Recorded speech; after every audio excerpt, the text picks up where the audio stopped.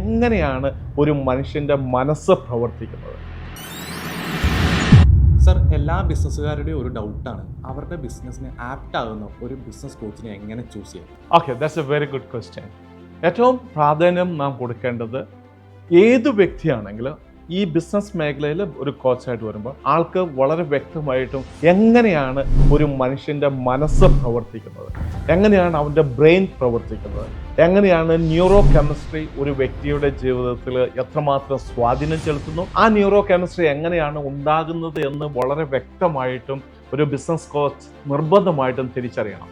എങ്കിൽ മാത്രമേ തൻ്റെ മുമ്പിൽ വന്നിരിക്കുന്ന പഠിതാക്കളുടെ ബ്രെയിൻ്റെയും മനസ്സിൻ്റെയും ഫങ്ഷൻ തിരിച്ചറിഞ്ഞുകൊണ്ട് ഏറ്റവും നല്ല രീതിയിലേക്ക് ഗൈഡ് ചെയ്ത് കൊടുക്കുവാനായിട്ട് സാധിക്കുകയുള്ളൂ. അതോടൊപ്പം തന്നെ ആളുടെ ഉള്ളിലൊരു യഥാർത്ഥ ബിസിനസ്സുകാരൻ ഉണ്ടെങ്കിൽ മാത്രമേ അദ്ദേഹത്തിന് മറ്റൊരു വ്യക്തിക്ക് ട്രെയിനിങ് കൊടുത്ത് ആ വ്യക്തിയെ മറ്റു രീതിയിലേക്ക് ഡെവലപ്പ് ചെയ്ത് കൊണ്ടുപോകാനായിട്ട് സാധ്യമാവുകയുള്ളൂ.